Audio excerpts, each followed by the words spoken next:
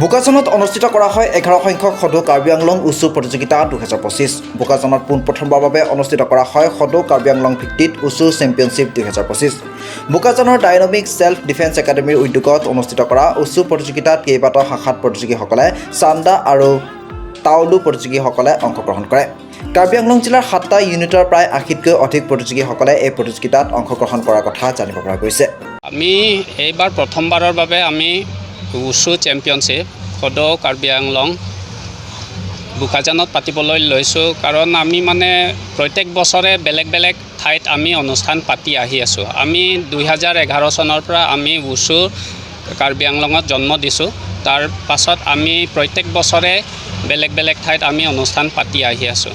এই বছৰ আমি মোৰ সহপাঠী আছিলে, তেখেতে মোক অনুৰোধ কৰিছিলে যে ইয়াতে এই বছৰ বোকাজানতে পাতিম বুলি। তেতিয়া মই কথাষাৰ তেখেতে কোৱাৰ তাৰ দুদিন পাছত তেখেত ঢুকাই গ'ল। সেইটো কাৰণে আমি বহুত আফচোচ কৰি আছিলোঁ, আৰু এতিয়া আমি ইয়াত পাতিবলৈ পাই মোৰ বিশেষ বহুত ভাল লাগিছে। আৰু লগতে ইয়াত যিটো সা সুবিধা থাকিব লাগিছিলে তেনেকুৱা আমি পোৱা নাই প্ৰথমবাৰৰ কাৰণে পাতাৰ কাৰণে। গতিকে ভৱিষ্যতে যদি অন্য বেলেগ বছৰত যদি পাতোঁ, তেতিয়া আমাৰ ইয়াৰ মানুহবিলাকে বৰ্তমানলৈকে আমাৰ যি উচু মিলিটাৰী, চু আৰ্টছ, মিলিটাৰী আৰ্টছ বুলি কয় উচু। ই এটা আমাৰ প্ৰায়ৰিটি গেমছৰ আণ্ডাৰত পৰে।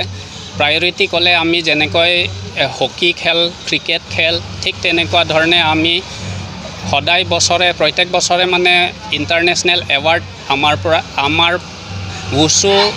উচুৰ প্লেয়াৰবিলাকে লৈ আনে। আমাৰ বৰ্তমানলৈকে 6জন